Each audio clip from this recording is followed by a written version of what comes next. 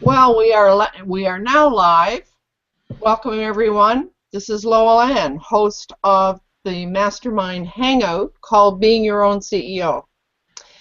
Well, now in our regular Tuesday gathering, back in March actually, three of us observed that it was Embrace Aging Month and began expressing some ideas and thoughts and reactions to that. And then somebody suggested that that would make a great hangout on air topic. So this little series was born as a result of that. Nancy Crites and Sue Ferreira and I have covered a number of really interesting topics in the next 3 monthly sessions. And of course, you can find those on my Google Plus profile or in my YouTube channel. So last time we explored the impact that money has on us. We opened with a question that went something like this: if you lived to be 100, how would that impact you financially? And that was quite an interesting, there were some interesting observations. So, but that led into today's topic, which is how can we create new income? And I might add to that, at this stage of our lives. So hopefully we'll be able to share a number of ideas, and we invite our viewers to go to the event page and post any ideas that they might have there as well. So how about doing a little bit of introduction first of all, so that everybody knows who everybody is. So Nancy, how would you like to begin by introducing yourself and your business? Well, thanks, Lowell Ann. Very happy to be here today on this panel. I'm a transformation specialist, and I work with women primarily, and I help them rediscover their brilliance. As life goes on, often we put ourselves on the back burner, and the definition of who we are is related to our profession or parenting or whatever it might be that's external. It's not coming from inside of ourselves. So I help people gain clarity, vibrant health, and some soul nourishment as they manifest their potential, the power of them, the power of you. Right on. Thank you so much, Nancy. And Sue, how would you like to introduce yourself? Well, my name is Sue Ferreira. I was Dr. Sue Ferreira, MD. I was a physician anesthesiologist for 40 years. And, you know, getting on later in life, it's I don't want to work nights anymore. And I truly am interested in a similar vein to Nancy, only maybe more of a pragmatic vein. I have a business called Live Your Retirement Dream, and in concert with what we're talking about, I realized how many folks were not going to be able to fund their what I call second adulthood, that 20 to 40 years of good living they're likely to have after the age of 65. So I created Live Your Retirement Dream to basically do what we're talking about today, to show you how to generate added income, because we all have knowledge, wisdom, and skills at this age. And those are often of benefit to others. But what a lot of folks don't know is how to brain dump, as I say, brain dump that knowledge and then put it into marketable income that benefits others. And I'm very much involved in taking folks' knowledge and working with it and then creating and marketing it for them and making them successful and able to generate income that they need. Really interesting work, Nancy. Well, and also I would like to kind of just tell everybody about what I do. I'm in my work style, lifestyle coaching work. I just love helping solo entrepreneurs, and I might say also mainly women, but not exclusively. But I love helping them find direction, stay motivated, and build systems that support and promote their business. And of course, one support I like to emphasize for them is the Google Plus experience. Two great places to begin are my mastermind hangout called Being Your Own CEO, and also a 3-part Beginners Google for Business training program. So my business is called Work Style, Lifestyle Coaching and Consulting. So there's our introductions, and so let's get into some the meat of this. So we've seen in lots of financial how-to books on the market that there are a variety of ways of describing this concept that we're about to explore. So it would be really interesting to unpack that. So what kinds of terms have you gals stumbled on when it comes to this something like passive income? But there are lots of other terms that we stumble on. So have you found any others, either one of you? Well, myself, I have several streams of income. I believe I have around 6 streams of income, and some of them are very mainstream, if you will, and some of them are a little more creative. But basically, I believe like the residual income has been very, very good for myself, for me, and it's been very supportive. And do you want me to talk a little bit about residual income, Lowell Ann, or just? Well, at this stage, I'm just interested in sort of finding those different terms. So you use 2 of them there. Yeah. Multiple streams of income and residual income, and I used one that was called passive income. Sue, and have you stumbled on any other sort of terms that define this? Well, I think the 3 you've just said, well, multiple streams of income is slightly different because you're talking about multiple streams, usually of residual income. What we're talking about when we say residual or passive is income that comes in without your having to do anything for it. When it comes in, I mean, you might have worked for it earlier to set it up. And I think for me, there's this concept of we have active income. Most of us work in our lives and we generate income by swapping. Basically, we swap that dollars for hours, right? Right. But I think we need to imagine what happens to us as we go from 65 to 75, 85 and beyond.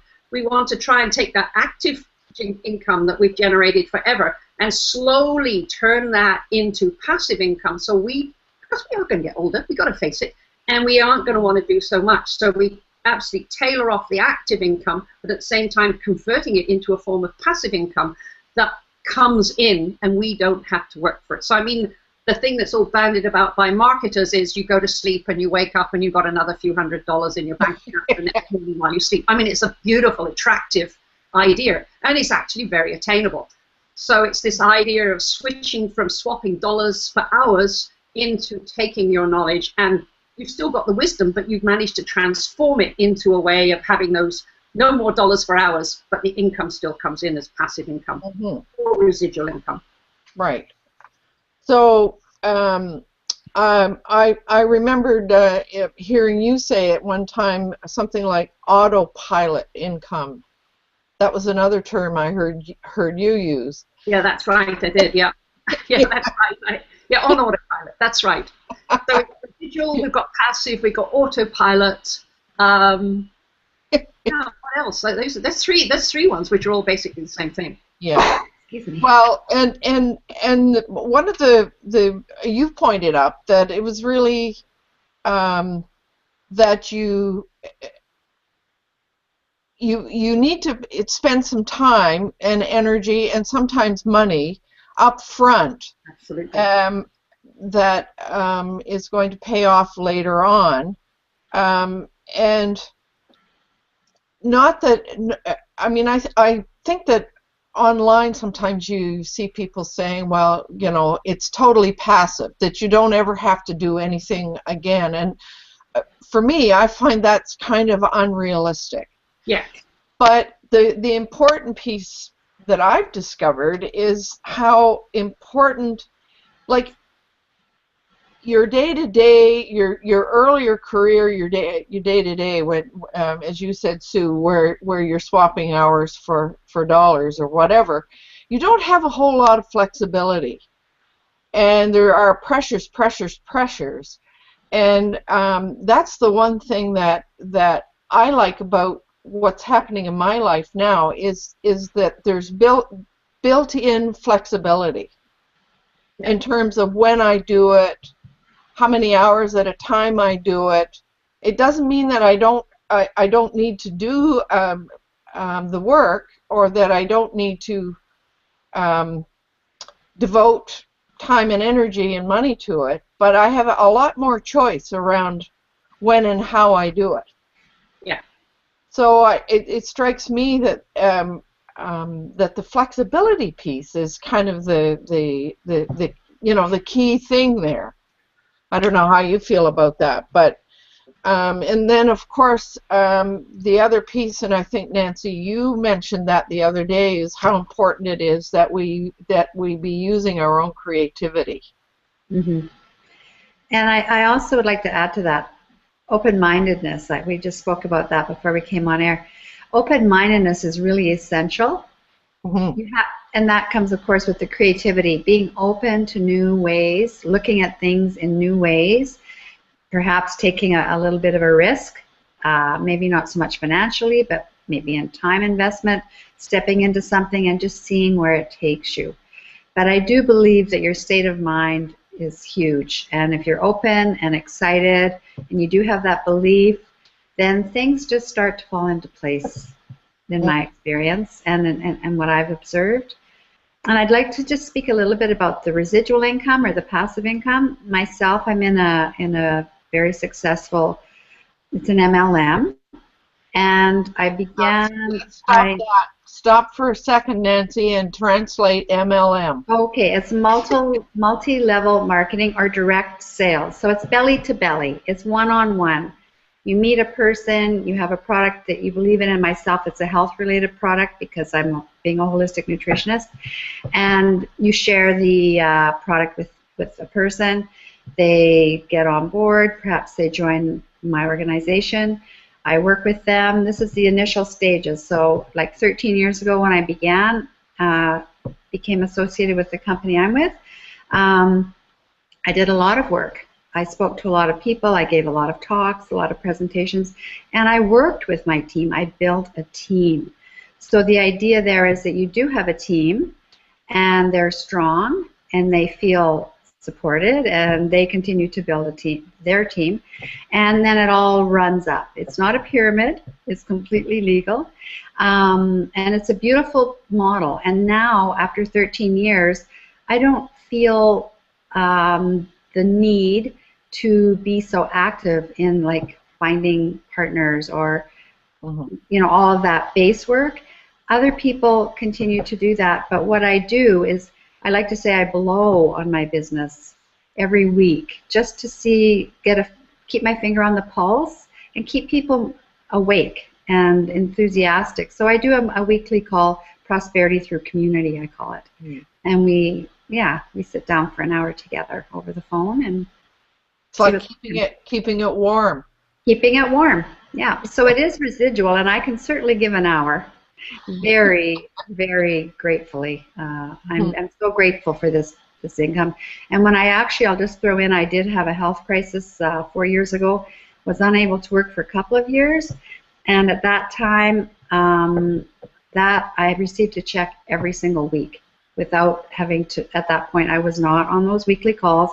I was unable to do anything in that regard, and it continued to pay me. So there's the huge gratitude for the work I did, the groundwork, and the beautiful team, and the sense of everyone's in this together.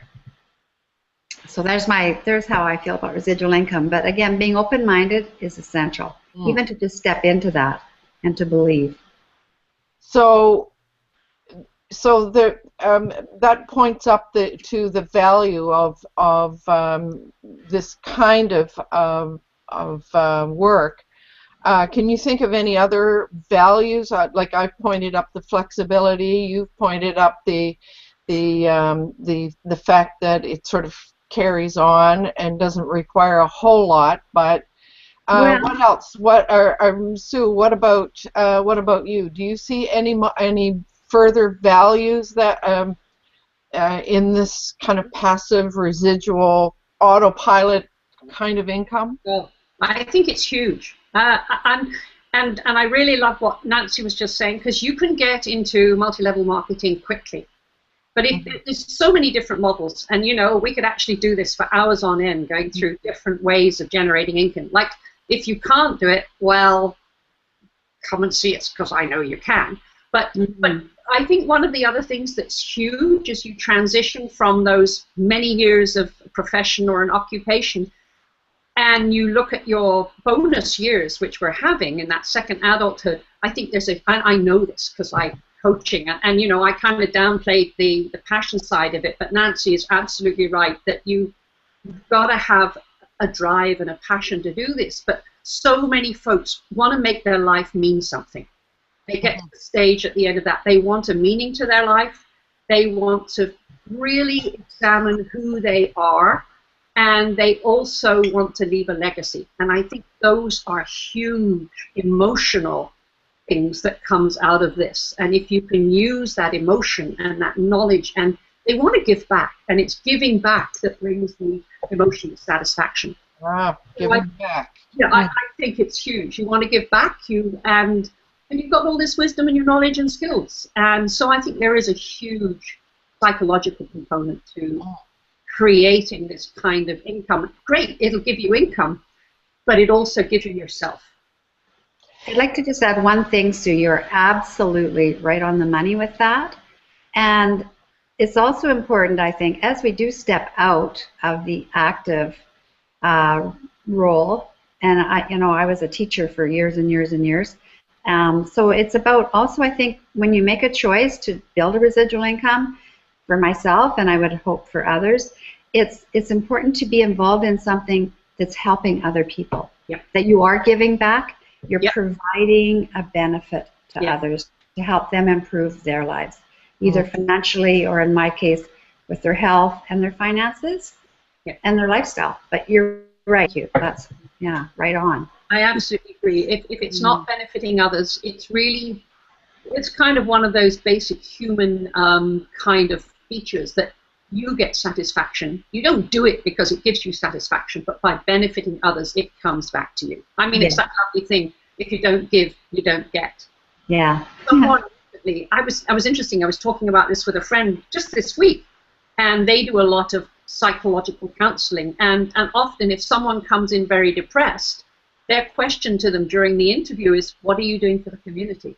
And I think that's a really cool statement, because it links satisfaction with giving back. Right on.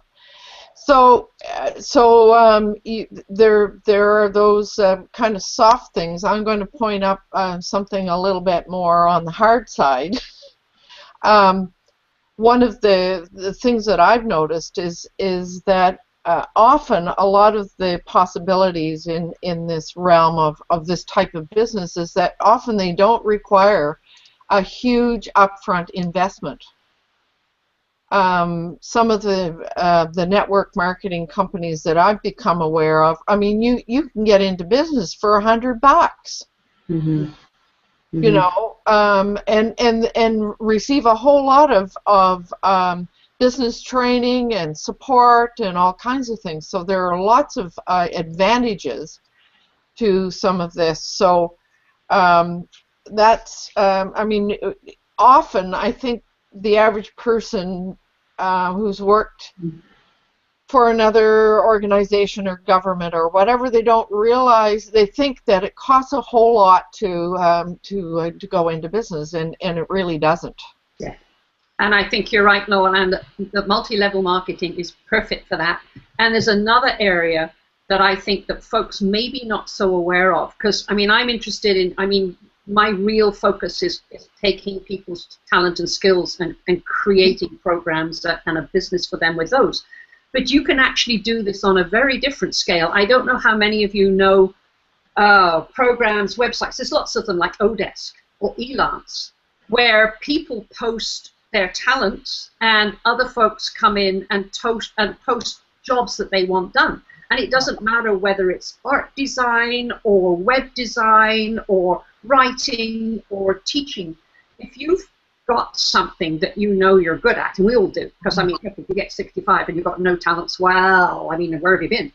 So, you know, you could go into Odesk. I think the figure I read is like 175 million, no, maybe can't. I had to look the figure up.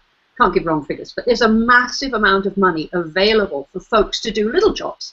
So, you know, suppose you haven't got enough for your massage every week or the trip you wanted to go to the grandchildren. You just go into these sites.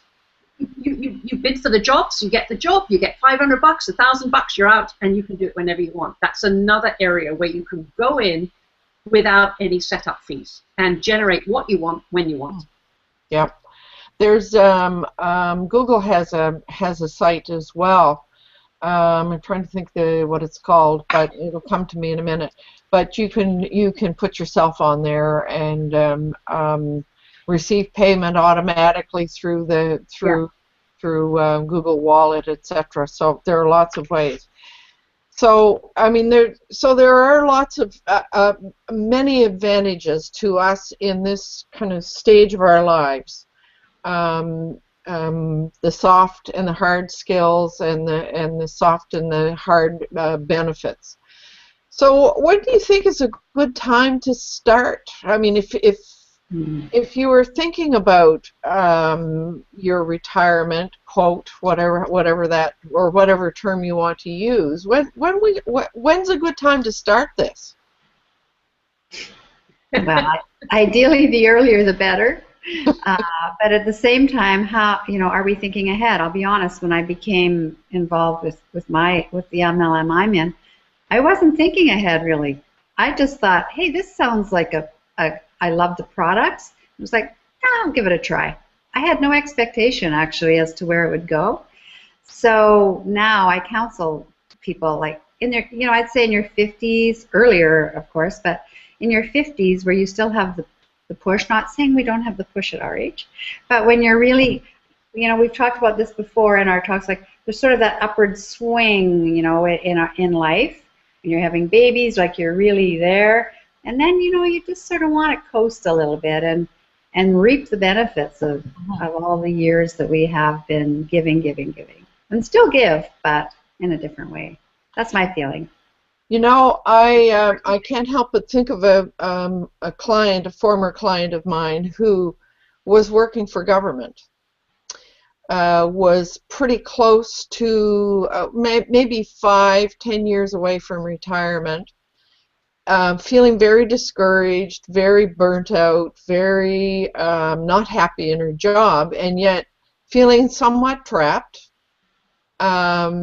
Because she'd invested a lot of years in that job and didn't want to cut off her pension potential, etc.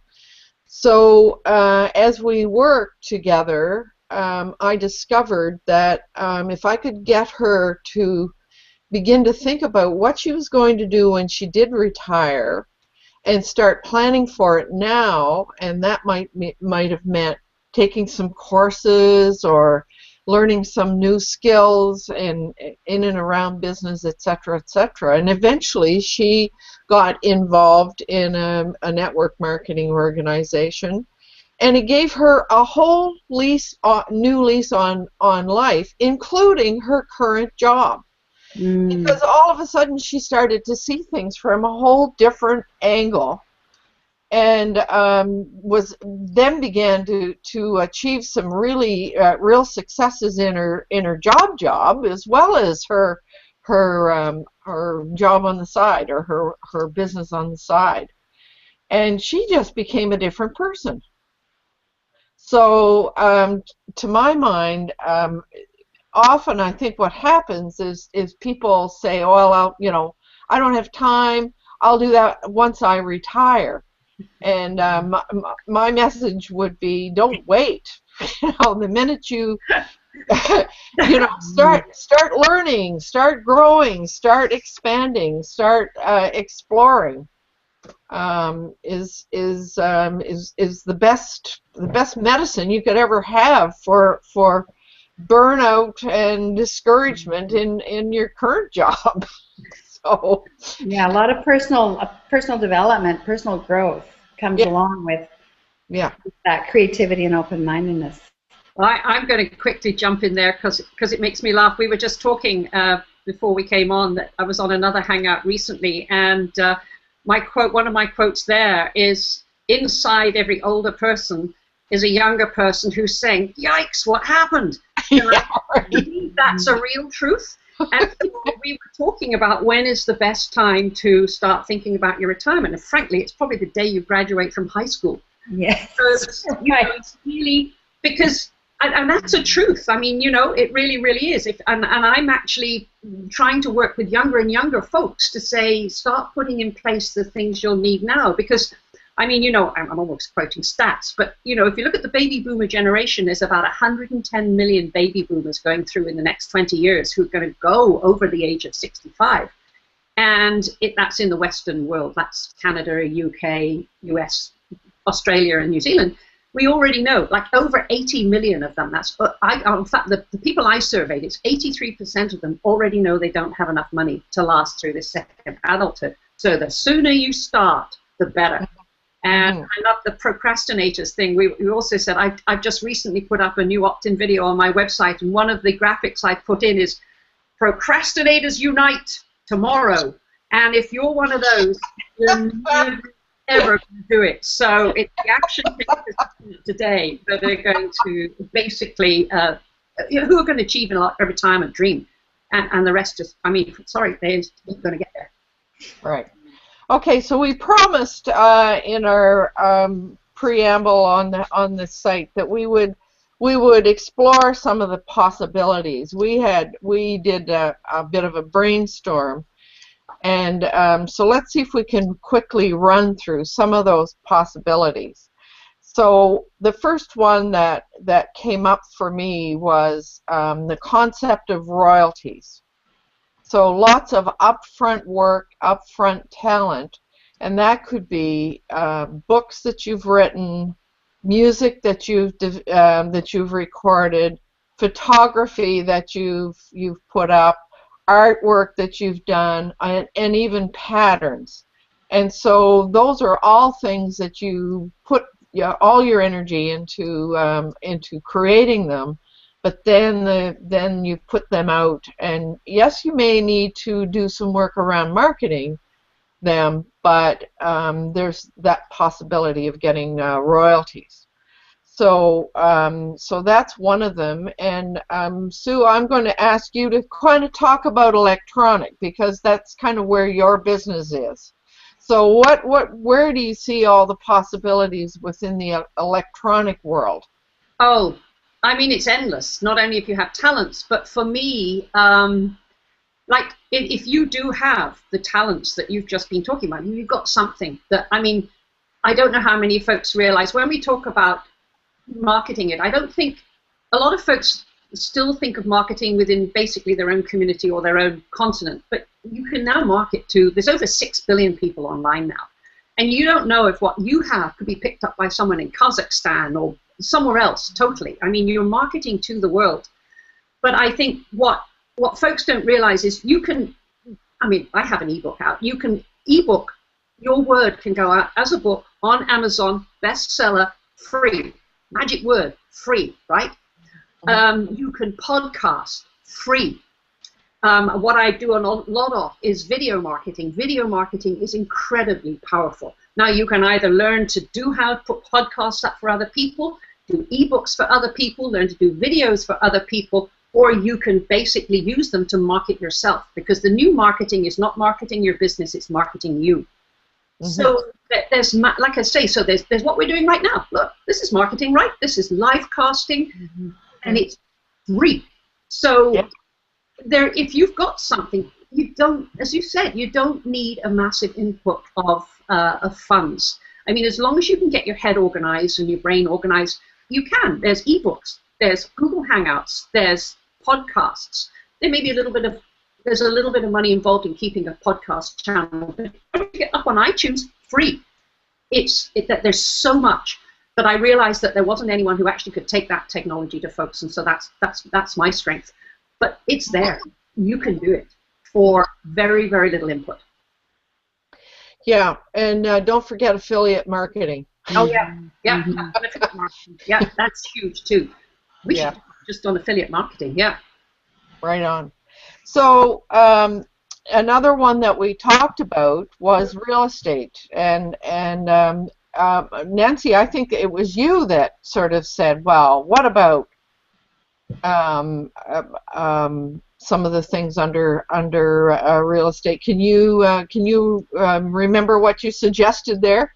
Well, there is, of course, running a bed and breakfast. If you like meeting new people and opening your home up somewhat, that would be a nice thing to do. And it can just be seasonal or whenever you feel like opening your door. Airbnb, vacation rentals, is a huge one. If you're living like ourselves here in Victoria or wherever you may be, I know it would be easy enough to get your house set up in such a way that you vacate it for a little while when you're on vacation, say, and someone else comes in and pays you holiday rates to stay in your place.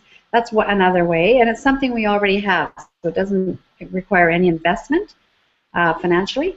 And of course, there's having a suite in your home, revenue properties. Some people are into flipping real estate. I'm not sure how the market is right now in that regard. There's all kinds of, again, getting creative and being open-minded. And, yeah, I could do that. I was just saying to Lowell Ann and Sue that next week there's a huge race here in town, a huge marathon or big race. And there's not a hotel room to be had. I tried to come to visit a few years ago on Thanksgiving weekend. Could not get a room. And they said these runners book a year ahead. Every room in town is taken. And I'm going to be away for that week. And I was thinking, oh my gosh, if I'd been on top of that, I could have arranged to have rented my house out to quite a few people. They could have bunked up together. So that's just one area, if you're willing to do a little bit of work without investing any money. Yeah, and just really quickly, I think all of those are absolutely right. In fact, most of my passive income at the moment comes from real estate rentals that I have in Alberta. It's a huge comfort. That really is it's a significant income. But along with that, there was always the idea that you were going to downsize from a house to a condo. And what Nancy said is that's changed. Now folks are looking for a house with a complete contained suite because it makes it so flexible. You can either, if your parents are still alive, they can live there for a while and you can look after them. If your kid boomerangs back and doesn't have income, well, it's kind of tough, but they're back again when you thought you got rid of them, but they can go in there. But I think then if those don't work, you can use it as a rental property, and it's basically, they call them mortgage helpers, don't they? So it's a mortgage helper suite. And then as you get older, you can actually have someone who is a nurse or like someone who will do the gardening, do the shopping, reduce the rent, have them do that kind of work. So properties where you have a house with a self-contained suite, I'm in a condo, but if I was going to buy again, that's what I'd buy because I think the flexibility you get is massive. Mm-hmm. It's absolutely right. And under that category, I don't know where I saw this, but somebody talked about storage units, and I heard recently on the radio how many people they're in the process of changing where they live. They put all their residual stuff in a storage unit, and then they pay monthly to keep that stuff, and they never ever get around to doing anything with it, and the money just keeps rolling in for the owner of the storage unit. So I guess that takes quite a bit of upfront investment, but it sounds like it would pay off big time. Actually, it really does. It pays off big time, but you're right. It's quite a lot to buy in, but you can actually now automate those. You can have automatic visa entry. You can have automatic lights. You don't need someone on site. Maybe a couple of guard dogs, but they are. If you've got the money to go and buy a storage unit, yeah, that would be great. Yeah. So, and of course, we talked about investments. not so much online, but investing in startups, investing in mortgages, investing in things that provide dividends, etc. So we didn't want to neglect sort of talking about those things. And we've already spoken about network marketing, and certainly there's a whole myriad of areas that you can get into there: health products, cosmetics, household, communication, you name it. So whatever kinds of products that you really like. But the last one that we probably all three of us find really interesting and really important was that whole developmental place. The developing training packages and doing consulting and creating and doing tutoring and it's part of that whole area of sharing our expertise. So, and what was there was another one, a miscellaneous that we talked about, and that was coin operated vending. Apparently there's a fair amount of money in that. So we've just kind of run over all of these, and for listeners, I will take this brainstormed list that we created and post it on the event page, and invite any viewers to add their ideas that we didn't think of.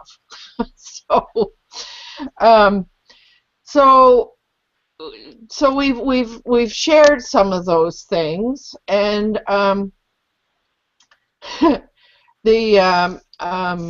another comment that I saw you use recently, Sue, when we talk about going back to that original question about if we live to be 100, how would that impact us financially? I guess the big question is the sky falling? I mean, if we look at this idea of finding ways to create passive income, etc., perhaps the sky is not falling. You know what my answer there is the sky's not falling if you make plans. If you're not making plans, yeah. And it's this old pension thing. You can't actually go out and talk about gloomy things because nobody wants to hear it. But if you actually do the math on pensions, and actually, I think I've said this before, they're a group that worries me most because they think they're going to get the money, and the math, it's just not there. Certainly not in the long term. The first lot coming out might be okay. So it's if you make plans and you really work at it, and you've got a goal, and you know where you're going. Yeah, the sky isn't falling. Mm-hmm. But if you just let things happen. Well, and if you look at what worries me most is that the biggest growing group for financial challenges later in life is the single woman over the age of 75, and 67% of women are single by the time they get to 75. Mm-hmm. So that's the group that I really have the most huge empathy for, because unless they actually take action and work out what they're going to do, they are going to be in trouble. But you don't want to do the miserable stuff because nobody likes it. Mm-hmm. Well, I guess the big message is take charge and be responsible for ourselves rather than thinking somebody else is going to take care of us. Yeah, you're right. Mm-hmm. Yeah, that's key. Absolutely key. Mm-hmm. Make an investment of time, good service, and keep smiling. And the sun can be shining rather than having the sky falling. Yeah, and remember, you don't actually have to generate like everything you ever need. Most folks have got some. So what I like to do is take folks and say, okay, you've got some. How much do you need? Some folks maybe just need an extra $500 a month. Some maybe want a couple of thousand. So if you know what you want, then you can work towards it. They're all achievable. But if you don't know, it's the old thing, isn't it? If you don't know where you're going, you're not going to end up there. Right. So it's that organizational planning thing all the time.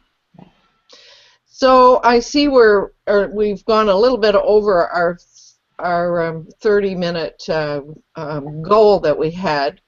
But I would like to remind our watchers and viewers and listeners to think about it, and I leave you with a question. How would you describe financial commitment or contentment for yourself? How would you describe that? And that's a little bit what you were just saying, Sue. Knowing where it is that you're going. So that would be a really good journaling exercise for all of us to sit down and write out exactly how we would describe financial contentment in our third age. So that's my parting question. Nancy, do you have something parting before we close?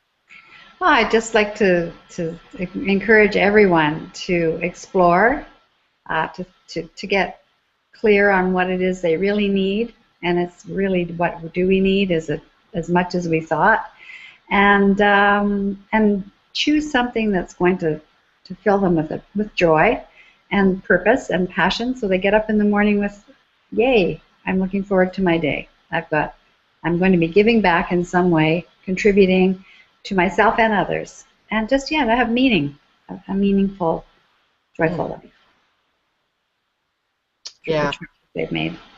Yes, hear, hear. Hear. And Sue, what about you? Any parting shots? Oh, I think I echo both of you. But as I say, I've got that horrible organizational, pragmatic side of me, and I would say to folks listening, do you know what your net worth is? Do you know what your current cash flow patterns are? Do you know how you can relate your current cash flow patterns and your net worth to your future? Because if you don't, that's where you go first, because that's the beginning of everything. Without that, you can't even do the passion and the reinvention stuff. They all come as a big package, but you've got to know your financial basics, and I have a system whereby you can actually extrapolate those financial basics way out into the future. That's what you have to know. So thank you so much, Nancy and Sue. This has been an interesting conversation. Before we close, I might just say that we've kind of thought about what our topic for next month will be, and I would like to just kind of point up that to add a little bit of interest in the future. So it's often said that our most valuable asset is our health. And certainly, all the things that we've spoken about today are less possible and less easy to do if we don't have our health. So next time we're going to explore the concept of good health and how to maintain it. So stay tuned for Embrace Aging next month. And thanks again, Nancy and Sue. Thank you, Lowell Ann. Thank you, Lowell Ann, and thank you, Nancy. Yeah.